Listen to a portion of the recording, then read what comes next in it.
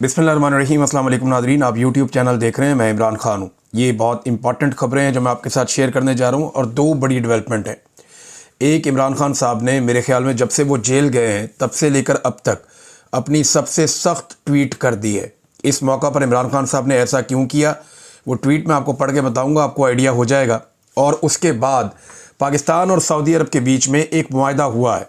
वो मुआहदा क्या है, इसका बैकग्राउंड क्या है और एक्चुअली बैकग्राउंड में चीज़ें कौन सी चल रही हैं और सामने कौन सी चल रही हैं, मैं कुछ चीज़ें आपके साथ शेयर करूंगा। इसमें कुछ खदशात भी हैं जो लोगों ने बयान किए हैं। सबसे पहले तो इमरान खान साहब का स्टेटमेंट है। इमरान खान साहब ने कहा कि मैं आसिम मुनीर को पैगाम देना चाहता हूं कि हम ला इलाहा इल्लल्लाह मोहम्मद रसूलुल्लाह के मानने वाले हैं। हमने अहद किया है कि हम जब तक ज़िंदा हैं यजीदियत और फ़िरौनियत के सामने सर नहीं झुकाएंगे, क्योंकि हम अल्लाह के सिवा किसी भी इंसान के आगे झुकने को शिरक मानते हैं। मुझ पर और बुशरा बीबी पर जेल में जो ज़हनी तशद्दुद हो रहा है वो आसिम मुनीर करवा रहा है, और उसकी वजह सिर्फ ये है कि हम झुक जाएं या टूट जाएं। जनरल याह्या खान को फ़ौज ने मुल्क चलाने के लिए मुंतखब नहीं किया था, बल्कि इसने फ़ौज का कंधा इस्तेमाल करके डिक्टेटरशिप की और मुल्क में जुल्म और जबर का बाजार गर्म किया। अपने 10 साल इक़्तिदार की लालच में उसने मुल्क को दो टुकड़े कर दिया। आज आसिम मुनीर भी उसी तर्ज पर फ़ौज का कंधा इस्तेमाल करके मुल्क में लाकानूनियत और फस्तायत का माहौल बनाए हुए है। ये दो बड़ी सख्त बातें इमरान खान साहब ने जनरल आसिम मुनीर साहब के बारे में कही। फिर उन्होंने कहा, जी आसिम मुनीर ने अपने 10 साल नाजायज़ इक़्तिदार के लिए क्या कुछ नहीं किया। सबसे पहले जमहूरियत का गला दबोचा, 9 मई का फॉल्स फ्लैग ऑपरेशन करके मुल्क की सबसे बड़ी सियासी जमात को कुचला गया। फिर 8 फरवरी को इंतखाबात में अवाम ने जब तहरीक इंसाफ को बड़ी तादाद में वोट डाले और तहरीक इंसाफ ने क्लीन स्वीप किया, तो इस मैंडेट को बेशर्मी से चुरा लिया गया। अवाम का मैंडेट चुराकर सज़ा याफ्ता लोगों को इक़्तिदार दे दिया गया। इसके बाद अदलिया को मफलूज किया गया और 26वीं तरमीम के ज़रिए जजेस के हाथ पाँव बांध दिए गए। अदलिया को सरकारी इदारे में तब्दील कर दिया गया। तीसरे नंबर पर मीडिया की आज़ादी पर कदगन लगा दी गई है। आज़ाद मीडिया का तस्वुर पाकिस्तान से बिल्कुल ख़त्म हो चुका है। नहायत मुश्किल से पाकिस्तान में जैसी तैसी जमहूरियत के तसलसल से ये दो चीज़ें किसी हद तक खुद मुख्तार अदलिया और आज़ाद मीडिया था, मगर आसिम मुनीर की वजह से इन दोनों का खात्मा हो चुका है। मुल्क में इस वक्त जमहूरियत मुअत्तल है, इंसानी हकूक़ की पामाली उरूज पर है, अदलिया ग़ुलाम और मीडिया खौफज़दा है। इमरान खान साहब ने मीडिया की और अदलिया की तबाही का ज़िम्मेदार फील्ड मार्शल आसिम मुनीर साहब को ठहरा दिया। आसिम मुनीर जब से चीफ बना है अफ़गानिस्तान के साथ हालात ख़राब करने की कोशिश में है। चीफ बनते ही पहले अफ़गानिस्तान को धमकियां लगाई, फिर 3 नस्लों से मुकीम अफ़गानियों को मुल्क से धक्के देकर बाहर निकाला, फिर वहां ड्रोन हमले किए और पूरी कोशिश की कि उनको उकसा कर पाकिस्तान से जंग करवाई जाए और पाकिस्तान में दहशतगर्दी का माहौल बनाया जाए, ताकि मगरिब में मौजूद अफ़गान हुकूमत की मुखालिफ लॉबीज़ को मुजाहिद बनकर दिखा सके कि मैं ही हूं जो दहशतगर्दी के खिलाफ जंग लड़ सकता हूं। जबर के इस निज़ाम के बायस पाकिस्तान में इस वक्त मईशत भी तारीखी सुस्त रवि का शिकार है। बैरूनी सरमायाकारी बिल्कुल सिफर है।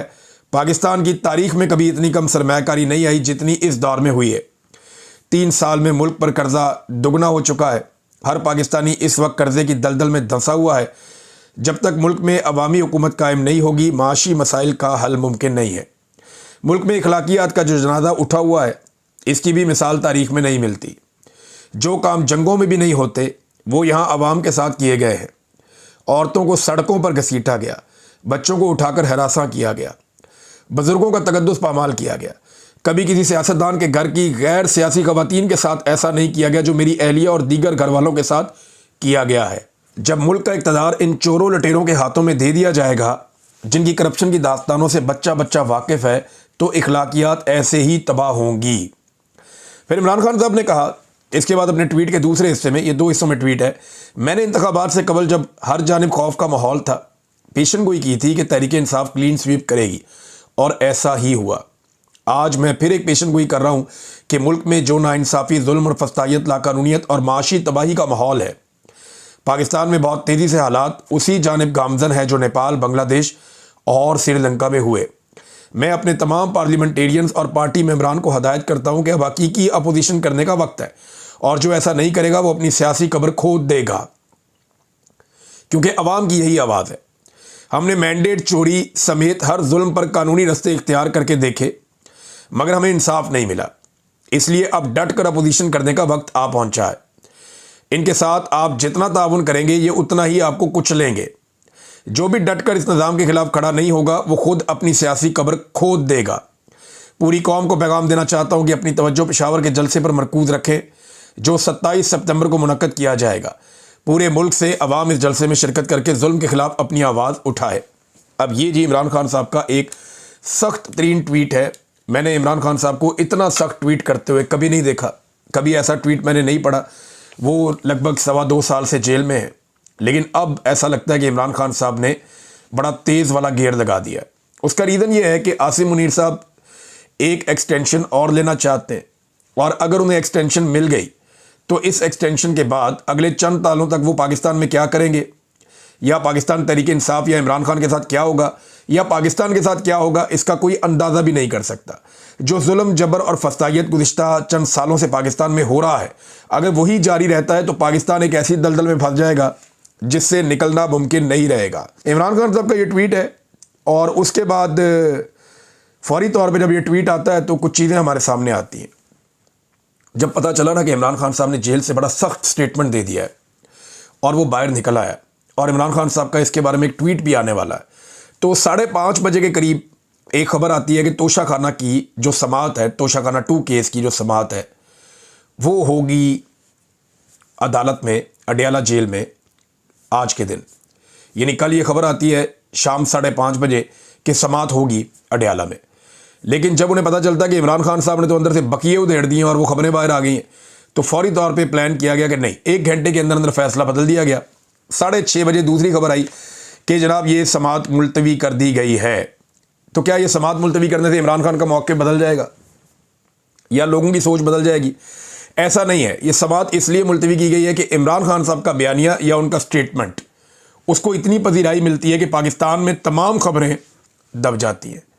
लिहाजा इमरान खान साहब की खबर को दबाने के लिए या पीछे करने के लिए, और ये सऊदी अरब वाला मामला जो है, इस खबर को उठाने के लिए जो एक इत्तेहाद हुआ है, ये ऐसा लगता है कि ये समाअत रोकी गई है। और वैसे भी इमरान खान साहब जो हैं वो अब बड़े सख्त बयान देना शुरू हो गए हैं आसिम मुनीर साहब के बारे में, और बहुत मुमकिन है कि आने वाले दिनों में इमरान खान साहब आर्मी चीफ की रिटायरमेंट का मुतालबा करें और ज़ोर पकड़ जाए मुतालबा कि ठीक है जी, इनके 3 साल पूरे हो गए, जैसे भी ये 3 साल गुजरे, जो कुछ भी इन 3 सालों में हुआ, आर्मी चीफ को रिटायर कर दिया जाए और नए आर्मी चीफ लाए जाएँ। हो सकता है कि ये मुतालबा आ जाए पाकिस्तान तहरीक इंसाफ और इमरान खान साहब की जानिब से, क्योंकि ओवरसीज़ पाकिस्तानी तो अब ये करने वाले, ये मेरे पास इंफॉर्मेशन है कि ओवरसीज़ पाकिस्तानी ये कंपेन चलाने वाले हैं कि आसिम मुनीर साहब अपना टाइम ड्यूरेशन पूरा करने के दौरान जो है, जैसे ही उनका टाइम ड्यूरेशन पूरा हो तो वो रिटायरमेंट ले लें। लेकिन अभी जो डेवलपमेंट्स हो रही हैं उनको देख के लगता है कि नहीं, आसिम मुनीर साहब एक्सटेंशन एंजॉय करेंगे, उन्हें एक्सटेंशन मिल जाएगी।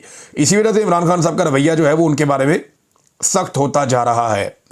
राणा सनाउल्लाह साहब ने भी ये बात की, हुकूमत जो एस्टेब्लिशमेंट है वो हर हाल में ये चाहते हैं कि इमरान खान साहब का जो ट्विटर हैंडल है या जो एक्स का उनका अकाउंट है वो बंद करवा दिया जाए। ये कोशिश करते हैं कि किसी तरह वो बंद हो जाए, उसके लिए शिकायतें भी करते हैं, उसको बंद करवाने के लिए अप्रोच भी करते हैं मुख्तलिफ लोगों को। यानी वो जो एप्लीकेशन है उसकी इंतज़ामिया के साथ भी रब्ता करते हैं, लेकिन वो नहीं कर पाते। फिर पाकिस्तान के अंदर ढूंढते हैं, हर एक से पूछते हैं कि ये कौन चलाता है, ये कहाँ से चलता है, इसको पकड़ो, इसको बंद करवाओ। लेकिन आज तक इमरान खान साहब का जो ट्विटर हैंडल है उसे एस्टेब्लिशमेंट ना मैनेज कर सकी है ना बंद कर सकी है। तो इससे उन्हें बहुत खौफ है, क्योंकि इमरान खान साहब का जो बयानिया है वो जितनी शिद्दत से उनकी सारी पार्टी मिलकर उठाती है, उनका अपना अकेला ट्विटर अकाउंट उससे ज़्यादा शिद्दत से ये मामला उठा देता है। और फिर सोशल मीडिया सारा इमरान खान साहब के साथ वैसे ही खड़ा है। तो अगर पार्टी बीच में से निकल भी जाए, देखें ना, अगर इमरान खान साहब का ट्विटर अकाउंट नहीं है तो कौन करेगा ऐसी ट्वीट और कौन देगा ऐसा बयान? यानी ये बयान नहीं आएगा और सोशल मीडिया पर क्या चीज़ आगे लेकर चलेगा। इमरान खान साहब का जो बयान उनके ट्विटर अकाउंट पे आता है, वहाँ से वो पॉलिसी अडॉप्ट करता है पाकिस्तान तहरीक इंसाफ का या आम पाकिस्तानियों का या ओवरसीज़ का जो सोशल मीडिया है, वो वहाँ से डायरेक्शन लेता है। अब ये अकाउंट दर्द सर बना हुआ है पाकिस्तान की एस्टेब्लिशमेंट और हुकूमत के लिए, वो उसे बंद करना चाहते हैं। राणा सनाउल्लाह साहब ने भी यही कहा कि जनाब ये अकाउंट जो है ये बंद करवाना है और ये बंद होना चाहिए, ये मुल्क मुखालिफ है, इस किस्म की बातें वो करते हैं। अब ये जो इमरान खान साहब ने बातें की हैं, ये मौजूदा आर्मी चीफ के ख़िलाफ़ की हैं, और वो इसलिए की हैं कि इमरान खान साहब का ये मानना है या पाकिस्तान में और बहुत सारे लोगों का ये मानना है कि इनके दौर में बहुत जुल्म हुआ, बहुत जबर हुआ, बहुत फस्तायत हुई, जमहूरियत की धज्जियाँ उड़ी हैं। ये जो मौजूदा एस्टेब्लिशमेंट का दौर हुकूमत है, इसमें बहुत तबाही फैली है। बहरहाल इमरान खान साहब को तोड़ने की कोशिश में तो ये बार बार नाकाम हुए, लेकिन आप लड़ किससे रहे ना, आपको ट्रैक रिकॉर्ड देखना पड़ता है। अब इस वक्त जो लड़ाई है वो Imran Khan versus military establishment है। आप दोनों का ट्रैक रिकॉर्ड अपने सामने रख लें। हार मानने की आदत किसकी है? इमरान खान हार तो जाता है कभी, लेकिन हार नहीं मानता, लगा रहता है, वो हार नहीं मानता। हमारी एस्टेब्लिशमेंट का रिकॉर्ड है कि वो कई दफ़ा हार मान चुकी है, कभी सियासतदानों के आगे, कभी किसी जंग के मैदान में, कभी किसी और मैदान में, कभी अमेरिका के सामने। यानी जो ताकत में ज़्यादा होता है या ज़्यादा ताकत से आता है तो एस्टेब्लिशमेंट मसलियत से काम लेती है और वक्तन फ़वक्तन हार भी मान लेती है। लेकिन इमरान खान का ट्रैक रिकॉर्ड है कि वो हार नहीं मानता। अच्छा, एस्टेब्लिशमेंट का एक और प्रॉब्लम है कि वो अपनी गलती तस्लीम नहीं करते, कभी भी नहीं। हमेशा कहेंगे हम सियासत में कोई किरदार अदा नहीं करते, हमेशा कहेंगे जी हमसे कभी कोई गलती नहीं हुई। ये पाकिस्तानियों के लिए उन्होंने ये चूरन रखा हुआ है। वो कहते हैं जी हमसे तो गलती हो ही नहीं सकती, हम गलती से मुबर्रा है। लेकिन इमरान खान का ये एटीट्यूड नहीं है, वो बिल्कुल एक नॉर्मल एटीट्यूड है। वो ये कहता है कि ठीक है मेरे से गलती हुई, और गलती तस्लीम करता है खुले दिल से जब भी उससे होती है। कहता है ये चीज़ मेरे से गलत हुई थी, मानता है वो कि बाजुआ को एक्सटेंशन दी मेरी गलती थी, वो मानता है। लेकिन आप देखें ना नवाज शरीफ का एटीट्यूड या जरदारी का, वो अपनी माजी की गलतियों को मानते नहीं है। वो कभी नहीं कहते वो काम हमने गलत किया था, बल्कि वो कहते हैं हमने किया ही नहीं था। लेकिन इमरान खान में इखलाकी जरूरत है, वो मान लेता है। ये एस्टेब्लिशमेंट भी नहीं कर पाती। आसाब किसके मजबूत हैं? अगर आप एस्टेब्लिशमेंट के आसाब देखें तो वो तो नवाज शरीफ से भी थक जाते हैं। वो बातों का छोटी छोटी बातों से डर जाते हैं, परेशान हो जाते हैं, समात को भी मुलतवी कर दो। उनको प्लान ही नहीं है उनके पास कुछ। इमरान खान को अंदर डालने के बाद वो बिल्कुल ऐसे लगता है अंधे और बहरे हैं। उन्हें पता ही नहीं है करना क्या है, आज क्या करना है, कल क्या करना है। वो रोज के रोज नया डिसीजन लेते हैं, उन्हें समझ नहीं आ रही कि अब क्या करें हम। ये आदमी तो जेल में जाके भी नहीं टूट रहा, और इमरान खान के पास प्लान है।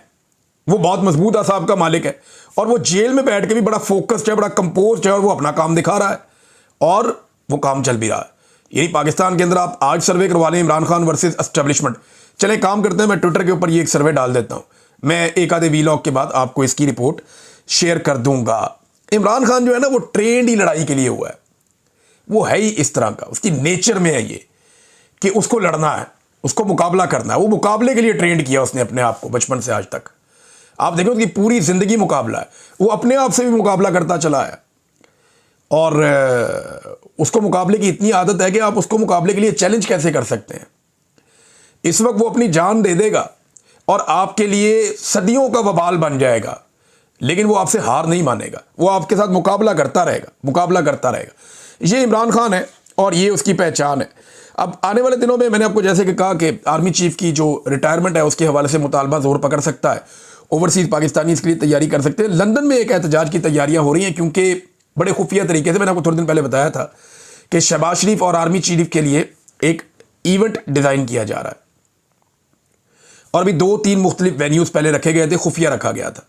एक एक बंदे की स्क्रूटनी की जा रही है जिन बंदों को लाया जाएगा, और ये कोशिश की गई है एस्टेब्लिशमेंट की जानिब से, एजेंसियों की जानिब से, कि 500 बंदा किसी भी तरह करके वहाँ पे इकट्ठा करना है लंदन में, ताकि एक बड़ा इम्पैक्ट क्रिएट किया जाए और पूरी मगरबी दुनिया में ये पैगाम जाए कि जनाब आसिम मुनीर और शहबाज शरीफ ये एक्सेप्टेबल है, इनकी एक्सेप्टेबिलिटी है यूरोप में भी, अब मगरबी ममालिक में भी। लिहाजा ये बड़ा जोर इसके लिए लगाया जा रहा है, बड़ी कोशिश की जा रही है। लेकिन ओवरसीज़ पाकिस्तानी कहते हैं जी हम बाहर आएंगे बहुत बड़ी तादाद में, और हम मुतालबात करेंगे, और हम ये जो लोग अंदर मौजूद होंगे उनके खिलाफ पोस्टर्स भी उठा कर लाएंगे। आर्मी चीफ की अभी तक कंफर्मेशन नहीं हो रही, लेकिन शहबाज शरीफ साहब के बारे में अब दावा किया जा रहा है कि वो ज़रूर ये करेंगे लंदन में कोई प्रोग्राम, और इस प्रोग्राम के खिलाफ ओवरसीज़ पाकिस्तानी क्या करेंगे, ये अभी इसकी प्लानिंग वो भी कर रहे हैं।